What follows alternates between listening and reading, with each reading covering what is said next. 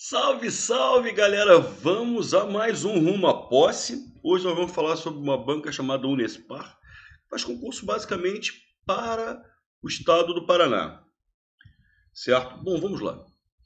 Vamos conversar sobre essa banca. Muitos alunos me pediram, provavelmente alunos lá do sul do Brasil. Bom, vamos lá, galera. Interpretação de textos. As questões são muito simples. Agora, eu chamo a atenção de vocês. A parte de interpretação, eu não vi questões envolvendo gêneros, tipologia, nada disso. Agora, eu vi muita questão de sinonímia. E eu chamo a atenção que questões de sinonímia são questões de interpretação de textos. São questões de interpretação de textos. Tá legal? Porque o que é sinonímia? Sinonímia é sinônimo. Então ele está perguntando se uma palavra é sinônima da outra. Mas quando ele pergunta se uma palavra é sinônima da outra, ele não está simplesmente perguntando se uma palavra é sinônima da outra. Ele está perguntando se uma palavra é sinônima da outra dentro daquele contexto. Eu sempre dou esse exemplo estranho e extraordinário. Percebi um movimento estranho. Percebi um movimento extraordinário, ou seja, além do ordinário, além da ordem, além do comum. Então, nesse contexto, percebi um movimento estranho, estranho e extraordinário são sinônimos. Agora, João é um cara estranho. João é um cara extraordinário. Significa a mesma coisa? Lógico que não. Estranho aí já significa esquisito, diferente. Extraordinário é um cara espetacular, incrível. Então, quando ele pergunta se uma palavra tem o mesmo sentido da outra, você tem que olhar o contexto, tem que recorrer ao contexto para observar tal detalhe. Muitas questões de identificação de classes gramaticais. Engraçado que eu vi muita questão de identificação de classe gramatical, mas vi pouquíssimas de identificação de função sintática. Tá legal? Questões de análise morfossintática. Então, por que tem essa crase? Por que a vírgula foi empregada assim?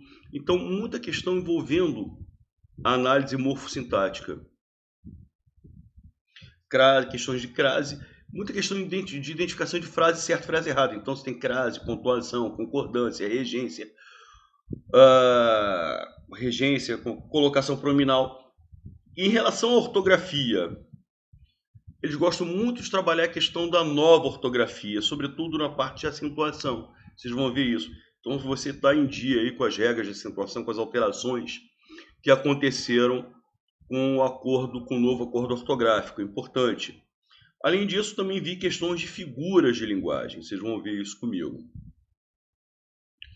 Tá legal? Maravilha. Vamos então para as questões. Então a gente fez aí um apanhado aí do perfil da banca. E vendo 10 questões, a gente observa mais ou menos como é que eles gostam de cobrar os temas. Então aqui, ó, identificação de classes gramaticais.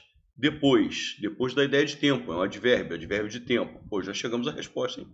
Inclusive. Cargas. As cargas. Isso é um substantivo feminino que está no plural, confirmou. Eu, tu, ele, ela, nós, vós, eles e elas são pronomes pessoais retos, então é um pronome. Romper é um verbo que inclusive está flexionado no infinitivo. Então confirmamos. Resposta letra C. Questão número 2. É ortografia. Sobre o emprego do porquê. Legal? Então, um outro tema que eles gostam muito, né? Sempre, eles trabalham muito com questão de ortografia. Inclusive, né, depois a gente vai ver muito também questão da nova ortografia. Isso aqui não é nem a nova, isso aqui já é a mesma há trocentos séculos. As praias por que passamos, as praias pelas quais passamos. Se eu substituir esse porquê por pelas quais, é porque esse que aqui é um pronome relativo e esse por é uma preposição. Cara, se o por é uma preposição e aqui é pronome relativo, obviamente são duas classes gramaticais independentes. Né? Nós passamos por algum lugar, inclusive essa preposição por nasce da regência do verbo passar. Nós passamos pelas praias. O que é pelas? É a preposição por mais o artigo as. Então, se uma é preposição e outra é pronome relativo, se são duas palavras diferentes, inclusive duas classes gramaticais diferentes, obviamente nós temos que separar esses dois elementos. Perfeito, como exatamente está. Então, isso aqui está certo. São, né, palavras diferentes. Os diretores não compareceram à reunião porque nós temos uma interrogativa, certo? Eu sempre ensino para os meus alunos, se eu puder acrescentar a palavra razão, tá? O porquê separado. Os diretores não compareceram à reunião por que razão? Então, acrescentei. Então, o porquê tem que ser separado. E como esse que, então, é separado e o que veio parar no final da oração, tem que vir com acento circunflexo. Então, tá certo. Não diga o que você não sabe, porque pode causar confusão. Porque é sinônimo de já que, visto que, uma vez que. Então, é uma conjunção subordinativa causal. É junto e sem acento. Perfeito. Eu gostaria de saber o porquê. Eu gostaria de saber o motivo. Se eu substituo porquê por motivo, é porque esse porquê é um substantivo. Motivo é substantivo. Observe a presença do artigo o. Então, quando o porquê é sinônimo de motivo, eu posso substituir porquê pela palavra motivo. Gostaria de saber o motivo. Ele está faltando a preposição de, né? O motivo de você não ir à festa. A frase aqui ficou mal redigida. Tá? Mas, enfim, não impede a possibilidade de análise do porquê. Então, esse porquê junto com acento. Então, todos estão certos. A resposta é a letra A.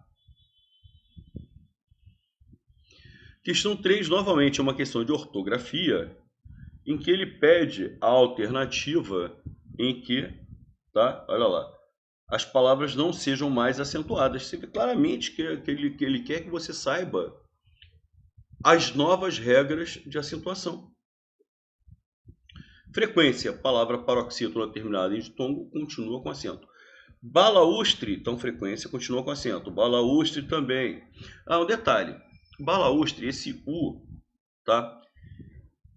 Isso aqui é a regra dos hiatos. Isso aqui perdeu o acento, tá? Por exemplo, na palavra bocaiúva.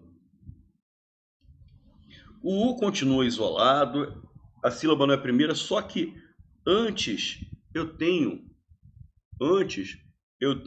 um ditongo. Então, olha lá, balaústre, quando eu separo silabicamente, fica assim,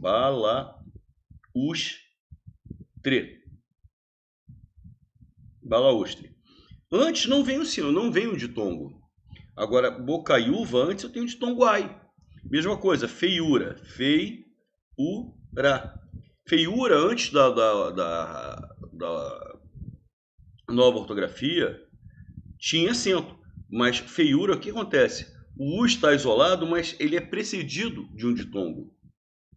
Como é precedido de um ditongo, justamente nesses casos é que perdeu o acento. Então, caso de bocaiúva, caso de feiura. Agora, como o balaústre, saída, tá? Eu tenho hiato, mas eu não é precedido de ditongo. Eu tenho o S e o A só, não tenho ditongo. Então, esse acento se conservou. Álbum continua com acento. Herói e chapéu. Esse ditongo aberto e tônico, el, oi, eles continuaram com acento quando essa sílaba em que aparece el, oi é a última. Então, herói, oi é a última sílaba. Chapéu, el é a última sílaba. Mágico, paroxítono, acento. Revólver, paroxítono terminado em R, continua com acento. Polêmica, proparoxítono, continua com acento. Japonês, oxítono terminado em EI, oxítono terminado em E seguido de S, acento. Armazém, oxítono terminado em EN. Bíceps, paroxítono terminado em PS, tinha acento, continua com acento.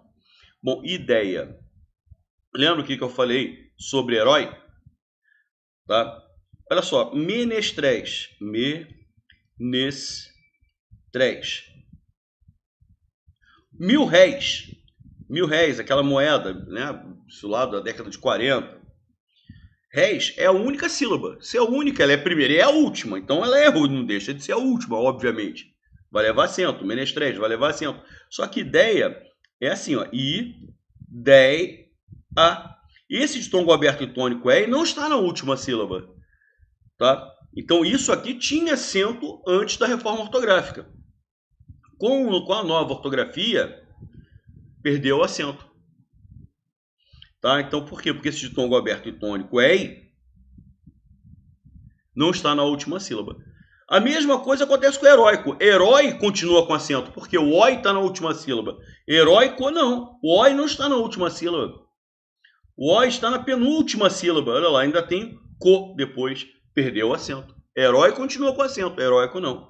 E enjoo, esse ou, em. Então, os verbos ler, crer, ver e dar, eles leem, eles veem, eles creem. Eu quero que eles deem bons exemplos, deem. Todos eles perderam acento. Dobrou dobrou o, perderam acento. Enjoo, coo, dou, tudo isso tinha acento. O voo das 17 horas, o voo tinha acento. Tudo isso perdeu acento. É essa a resposta. Questão número 4, de conectores, de conjunções. Aliás, todas as bancas cobram muito conjunções. Todas as bancas. Tá? Então, conectores, gente, sempre um assunto que as bancas cobram. Fundamental, você não pode deixar de estudar conjunções. Então, Antônia não comparece nem justifica. Nem é uma conjunção aditiva. Ela fez uma coisa, ela compareceu ou não. Ela justificou ou não. Ou seja, ela não fez as duas coisas. Essa conjunção nem corresponde ao sinal de mais. Ela não fez uma coisa e também não fez a outra. Ou seja, ela não fez as duas. Então, é uma ideia de adição. Essa é uma ideia de adição. É uma conjunção aditiva. É uma conjunção aditiva. O número 1 está aqui. Fique em silêncio. Olha lá, o verbo está no imperativo.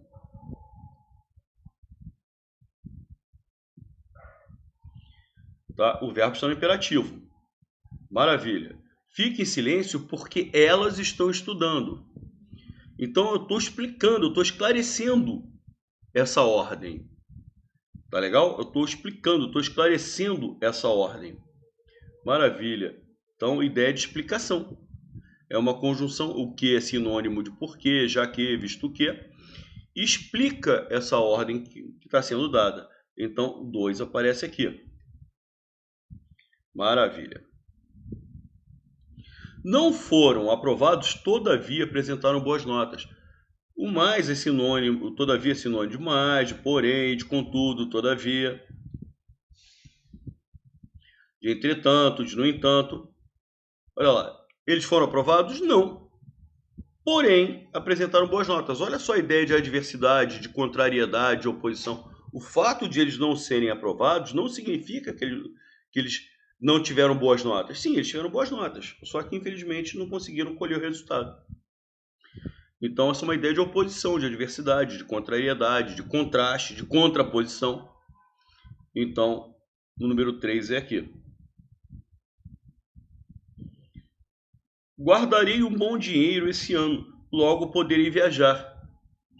Então poderei viajar. Portanto, poderei viajar. Olha lá a ideia de conclusão. É um conector conclusivo, né? Como eu guardei um bom dinheiro, eu concluo que, eu deduzo o que, eu suponho o que eu poderei viajar para a Europa. Então, ideia de conclusão, ideia de dedução. Então, 4, 3, 1, 4, 2, questão número 4, letra E.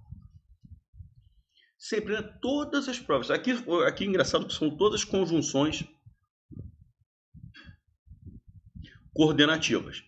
São 5 conjunções coordenativas, né? Aditivas, adversativas, alternativas. Essas alternativas, aquele caso ou, ora, tal, quer, seja, que não apareceu nesses itens, certo? Conclusivas e explicativas. Então, isso aqui é ótimo para dar aula de conjunções coordenativas. Maravilha. Só não apareceram as alternativas nos itens. Questão número 5. Vamos lá. Quanto ao emprego da pontuação, marque a opção incorreta, ele quer errada. Bom, vamos lá. Para que a nossa televisão possa ligar, eu tenho uma oração subordinada adverbial final, antecipada à oração principal. Sempre que a oração subordinada vier antes da principal, a vírgula é obrigatória. É necessário isso, tá? Essa oração aqui funciona como sujeito de é. Você não pode separar sujeito e verbo, beleza? que muitas informações sejam captadas para formar. Aí você tem outra oração final, só que essa oração final vem depois da oração principal. Nesse caso, a vírgula é facultativa. Então, essa aqui é facultativa, ela é opcional. A ausência dela no não gera erro gramatical. A letra A está bacana. Como o uso da internet para adultos começa cedo, por que o uso da internet? Olha lá, você tem uma oração subordinada adverbial causal antes da principal. Certo? Por isso, esta vírgula aqui é obrigatória. Então, eu tenho uma oração subordinada adverbial causal antes da principal. Sempre que a oração subordinada vier antes da principal, a vírgula é obrigatória. Aos 15, 16 anos, adjunto adverbial antecipado. Por isso a vírgula. Os adolescentes atingem seu ritmo online. E o uso de dispositivos, olha lá, o sujeito é os adolescentes, certo? Atingem está no plural concordando com adolescentes, então os adolescentes é sujeito. E o uso de dispositivos móveis aumenta, o uso aumenta, ou seja, o sujeito do verbo aumentar é o uso. Eu tenho duas orações ligadas pela conjunção e, em que o sujeito da primeira é os adolescentes e o sujeito da segunda é o uso. O uso de dispositivos aumenta. Tanto é que esse verbo aumentar está no singular porque concorda com o uso. Quando eu tenho duas orações ligadas pela conjunção e com sujeitos diferentes, esta vírgula aqui é opcional. Tá? Eu posso usar vírgula quando os sujeitos forem diferentes. Se os sujeitos forem o mesmo, não posso usar vírgula. E aqui eu tenho a vírgula separando orações, tanto que se aproxima de níveis que eles levarão para a idade adulta. Tudo legal, a A e a B estão perfeitas. Letra C. Para ser o inventor, com o objetivo de ser o inventor, eu tenho uma oração subordinada adverbial final antecipada. Vírgula. Perfeito. É preciso ter imaginação e ser bem curioso. É preciso que você faça as duas coisas. Maravilha.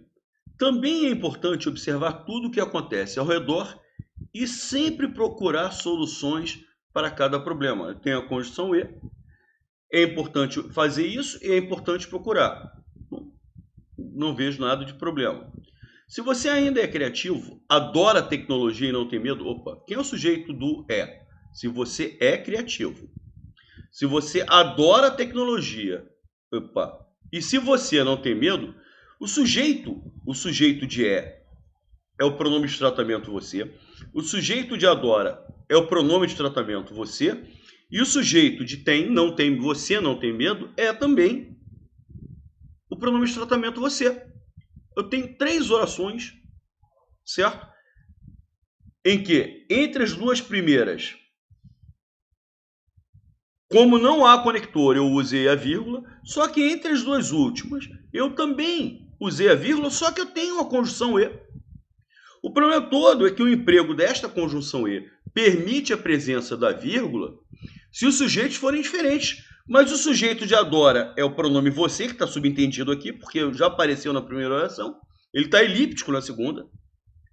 E o sujeito de tem é e você não tem. É o mesmo sujeito. Então, essas duas orações, adora tecnologia e não tem medo de errar, nós temos duas orações ligadas pela conjunção e com o mesmo sujeito. Aqui eu já não posso usar essa vírgula. O erro está aqui.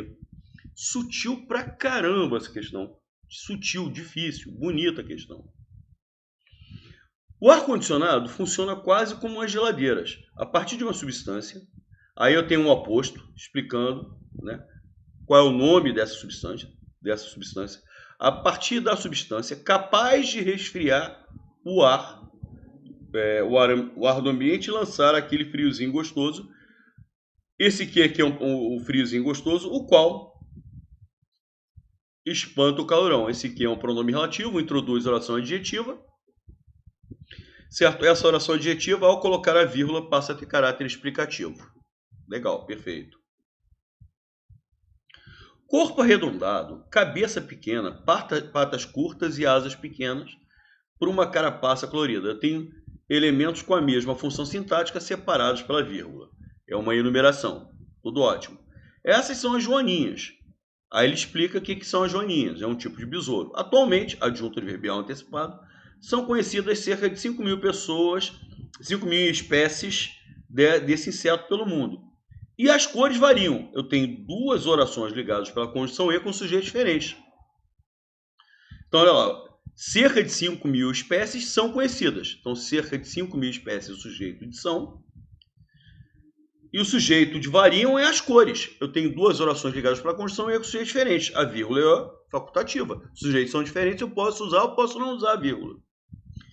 E depois eu tenho a última vírgula isolando a oração reduzida de gerúndio, que é perfeito. Em questão número 6, questão de concordância verbal, identificação de frase certa e de frase errada. Certo? Maravilha, vamos lá. Segundo a antroponímia, o estudo de nomes e sobrenomes, né? Então, antropônimos é isso, né? Então, é parte de estudo de nomes e sobrenomes, nomes de pessoas. Os gregos costumavam ter sujeito aos gregos. Os gregos antigos, está no plural. A locução verbal costumavam ter, está no plural. Maravilha. Um único nome, mas era comum que este fosse seguido por um ou dois termos. Este está no singular, fosse seguido está no singular. Por um ou dois termos, os quais diferenciassem de charais, diferenciassem essa pessoa, o pronome oblíquo o. Tá legal? Tá se referindo a, olha lá, os gregos antigos costumavam ter um único nome, mas, olha lá, era comum que este nome fosse seguido por um ou dois termos para diferenciar esse único nome, esse nome, dos demais. Perfeito. Então, diferenciar-se está no plural, porque o sujeito é o que se refere a termos.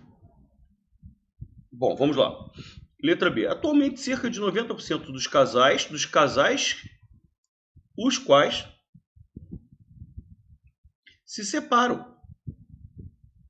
Tá? Então, esse que aqui se refere a 90% dos casais. E esses casais, 90% dos casais se separam. O verbo tinha que estar no plural. E aqui também, esses cerca de 90% dos casais optam por realizar o divórcio no cartório. Ele quer a opção com erro, né, inadequada, nós já chegamos à resposta. Letra C. Nutricionistas alertam. Alertam está no plural porque concorda com nutricionistas. Dizem está no plural porque concorda com empresas e governo.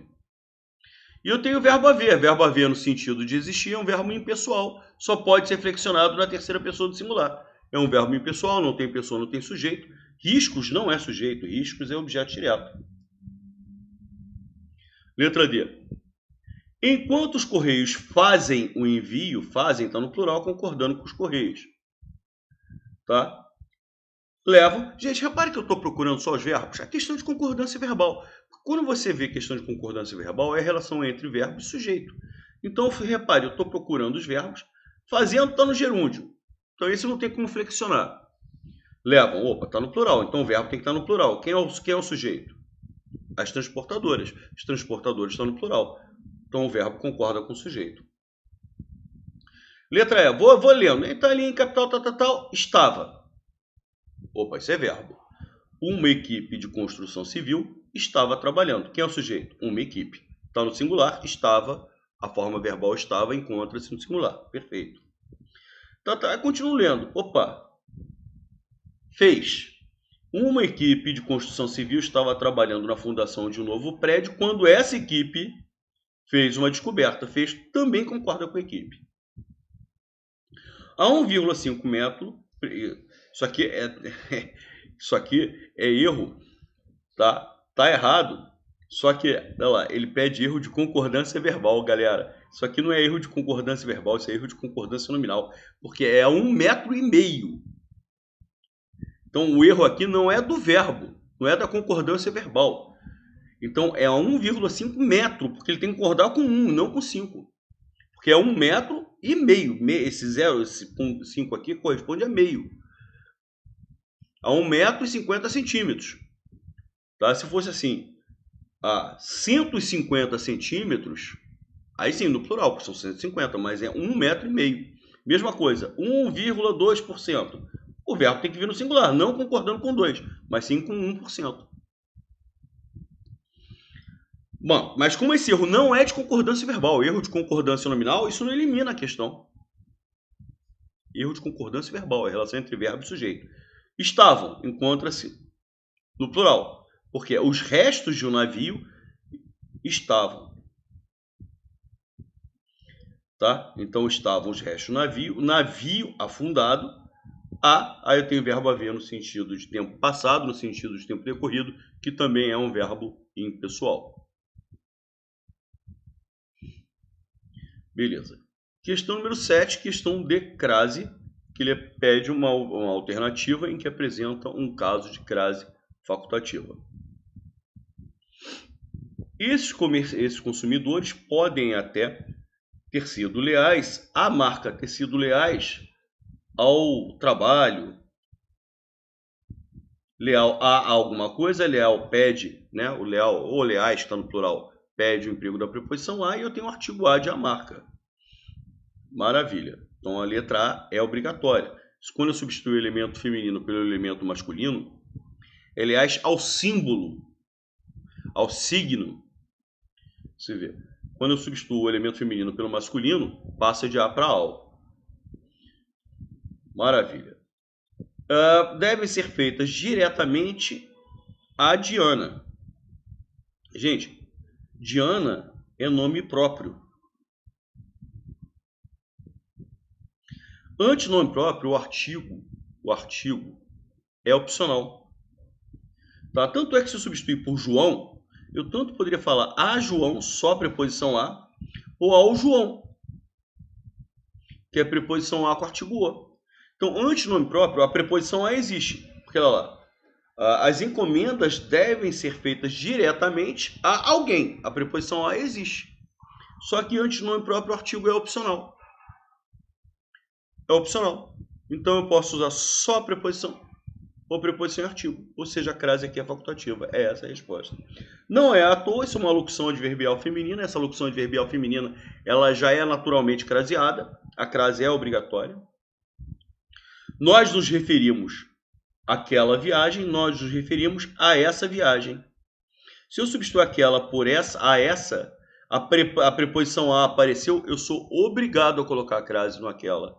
Quem se refere a alguma coisa, a preposição a existe, então fica a mais aquela, daí a crase. Tanto é, eu uso esse macete de substituir por essa, para quê? Para ver se existe a preposição a. Existe? Existe. Então, a mais aquela vai dar o quê? Aquela com crase. E a crase é obrigatória. O direito à saúde, o direito a alguma coisa. A preposição a existe. O direito à saúde, o direito ao lazer. Maravilha, maravilha, maravilha, maravilha. Então, questão número 7, letra B de bola. Questão número 8. Como eu falei para vocês, é uma banca que gosta muito de questões de sinonímia. Questões de sinonímia são questões de quê? São questões de recorrência textual. Você tem que observar o texto. Olha só, então você tem que ler o texto para entender o significado da palavra naquela situação. Isso é importante. Morcegos imitam zumbido de vespas para afastar predadores. Olha só que situação interessante. Primeiro, que morcego é um mamífero. Isso as pessoas às vezes não lembram esse pequeno detalhe. E vespa é um inseto. Tá legal? E aí é que o morcego imita o som que faz a vespa. Para quê? Para afastar aqueles que poderiam ser predadores deles, morcegos. Imitam. Tá? Imitação. Cientistas afirmam ter descoberto o primeiro caso documentado de mimetismo. O que é mimetismo, gente? Mimetizar é imitar. De imitação entre mamíferos e insetos. Aí, olha só, então por esse contexto, ele tá o morcego imita o som da vespa, é uma imitação.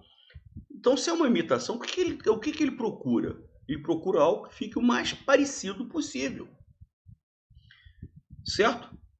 Então não é uma questão de adaptação, não é uma questão de reprodução, não é uma questão de formato, mas disfarces, uma semelhança com certeza, né? O mais parecido possível, sim. Só que a ideia, na realidade, quando você imita, a finalidade é o disfarce, beleza, eu até concordo contigo. A finalidade mas não é o significado da palavra. Você imita, você faz uma coisa semelhante, você faz uma coisa parecida para que haja uma finalidade, que é o disfarce. Para que haja um objetivo. Esse objetivo é o disfarce.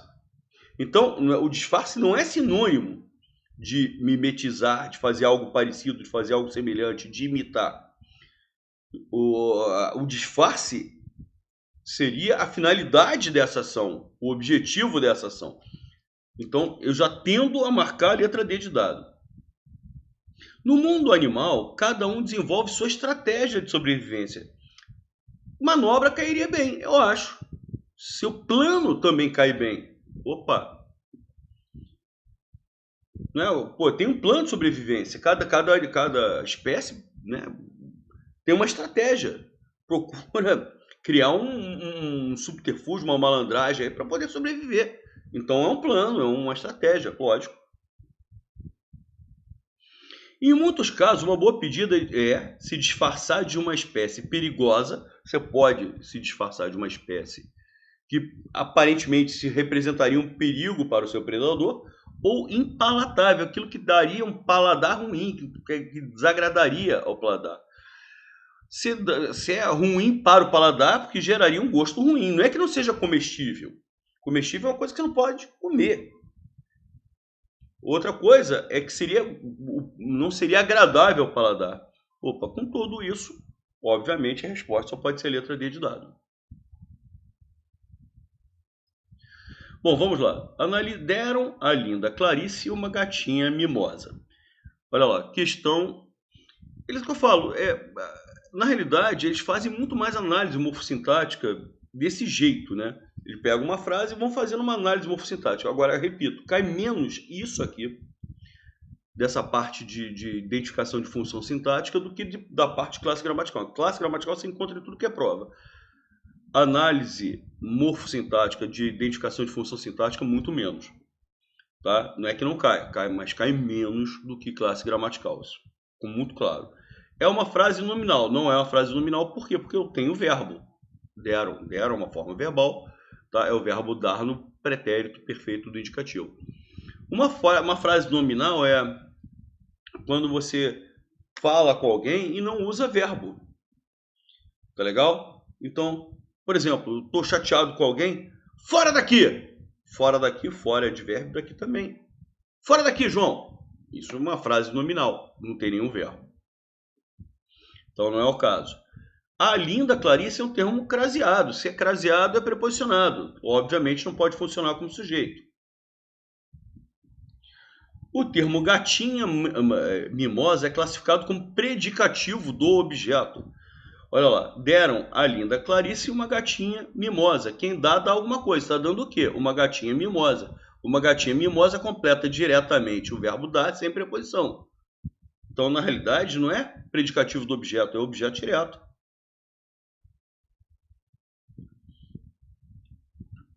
Tá?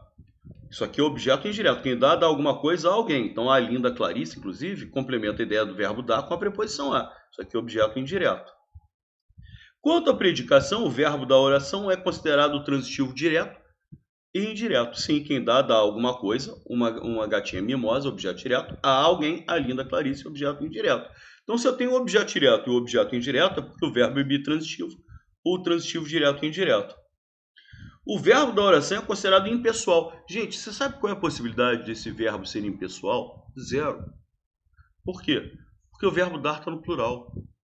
Os verbos impessoais são só flexionados na terceira pessoa do singular. Na realidade, o sujeito não é inexistente aqui, o sujeito é indeterminado, o verbo está na terceira pessoa do plural. E eu não identifico quem deu o gato a Clarice, eu não estou identificando, coloquei o verbo na terceira do plural, eu não estou identificando quem praticou essa ação, o sujeito é indeterminado. E o verbo só é impessoal se o sujeito for inexistente. Então esse verbo não é impessoal, até porque o verbo está na terceira pessoa do plural. E a última questão é uma questão de figuras. Essa questão foi anulada. Foi anulada. Por quê? Porque na realidade, a figura que aparece aqui é uma figura chamada anáfora. Anáfora, tá legal? É quando você tem a repetição de algum elemento. Então, aqui, tão branca, tão carinhosa, tão engraçada, tão mansa.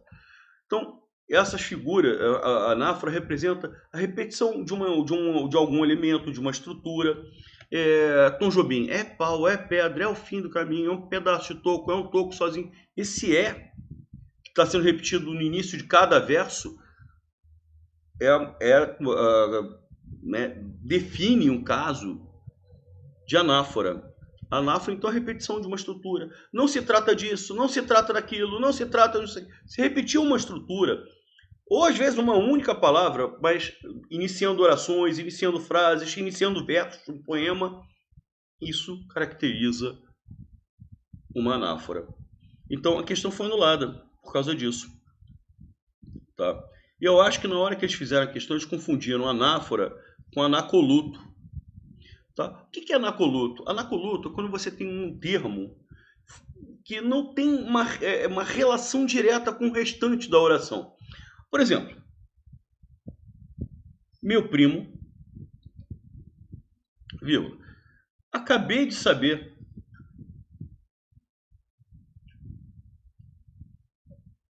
que ele está chegando. Acabei de saber que ele está chegando. Gente, qual é a relação de meu primo com o restante? Porque se fosse um vocativo, eu estaria me dirigindo a alguém. João, acabei de saber que o Paulo está chegando. Então eu estou falando com o João. Mas quando eu falo meu primo, acabei de saber que ele está chegando, eu estou me dirigindo ao primo? Não. Eu estou querendo dizer que ele, meu primo, está chegando. Só que, nessa oração, eu acabei de saber que ele está chegando. O termo ele tem relação direta com o restante da construção. Agora, o meu primo não. Tá? Meu primo não tem relação com o restante da oração. Fica até esquisito. Uma coisa é você chamar alguém e falar alguma coisa. Seria o vocativo. Esse meu primo não. Seria natural, aí sim teria a ver com o restante da construção frasal se eu dissesse: acabei de saber que meu primo está chegando. Mas quando eu coloco simplesmente meu primo, cara, parece um termo deslocado, sim. É relação lógica com o restante da frase. Isso é anacoluto. Isso é anacoluto. É quando você tem um elemento fora da construção, fora da estrutura natural da frase. Polissíndeto. Polissíndeto é quando você tem muitos conectores. Tá? Então, eu acordei, levantei, estudei, fiz e aconteceu. Quando você tem conjunções. Rosenthal, isso aqui não é um caso de polissíndeto? Não, porque síndeto significa conjunção. E tão não é conjunção, tão é advérbio. Então, eu não estudo, nem trabalho, nem acordo cedo, nem vejo televisão, nem é com uma conjunção aditiva. Então, esse excesso de conjunções é um polissíndeto. Silepse. Você tem vários tipos de silepse. Silepse de pessoa. Por exemplo, quando a gente fala assim, todos estamos felizes. Todos estão na terceira do plural. Estamos está na primeira pessoa do plural. Mas, Rosenthal, essa concordância está certa? Está. Por quê? A silepse é uma concordância ideológica. Quando a gente fala todos e usa o verbo na primeira do plural, o que está acontecendo? Você está se inserindo na situação. Todos nós estamos felizes. Isso é um caso de silepse. Tá? Então, é um silepse de pessoa. O verbo está na terceira do plural, pronome oblíquo na primeira, mas o verbo pode vir nessa primeira do plural porque existe uma concordância ideológica, porque quem falou a frase, quem escreveu a frase, se insere nesse contexto. Tá legal? Isso é um caso de silepse. Eufemismo. Eufemismo é quando você procura abrandar não é suavizar uma informação. Então você pode falar assim, ah, Rosenthal é gordo. Outra coisa assim, ah, Rosenthal está alguns quilinhos acima do peso. Então quando você fala assim, você diminui, você abranda a informação, tá? Minha avó, por exemplo, não falava a palavra câncer de jeito nenhum, só usava doença ruim. Isso é uma forma de abrandar. Fulano foi para o céu, em vez de dizer fulano morreu. Então, qualquer forma de você abrandar uma informação é eufemismo. E a metonímia é quando você utiliza uma palavra no lugar de outra por algum tipo de relação que existe entre essas palavras. Fulano é um ótimo raquete. Então, existe uma relação entre tenista e raquete. Raquete é a ferramenta de trabalho do tenista. Então, você substitui a expressão tenista, que é o nome da profissão, pelo seu, pela sua ferramenta de trabalho. Comi 3 pratos. Você não comeu o prato, você comeu o que estava no prato, estrogonofe, feijão com arroz, seja lá o que for. Só que você substitui o continente pelo conteúdo. Tá? Aliás, o conteúdo pelo continente. Isso é natural, isso é o emprego da metonímia. Bom, enfim, por conta disso tudo, a figura de linguagem que aparece aqui seria anáfora, não apareceu nas alternativas, a questão acabou anulada. Valeu, galera! Questão muito bonitinha de figuras, embora tenha sido anulada, foi uma bobeira que a banca deu, isso acontece com as melhores famílias, tá? E a resposta foi anulada. Cara, eu acho que com isso aqui nós conseguimos dar uma boa ideia, uma boa noção das características da banca Unespar, tá? Você vê que são só questões para o Paraná, né? Prefeitura de Campo Largo, que é no Paraná, a Unespar mesmo, a própria universidade lá do Paraná, certo? Arapongas também no Paraná, e assim vai. Então, é uma banca que faz provas basicamente lá para o estado do Paraná. Valeu, pessoal! Maravilha. Então, acho que vocês ficaram aí com uma boa ideia de como é que essa banca procede. Valeu, pessoal. Um grande abraço para todos. Na quinta-feira estaremos juntos novamente com a nossa tradicionalíssima live. Um abraço, pessoal.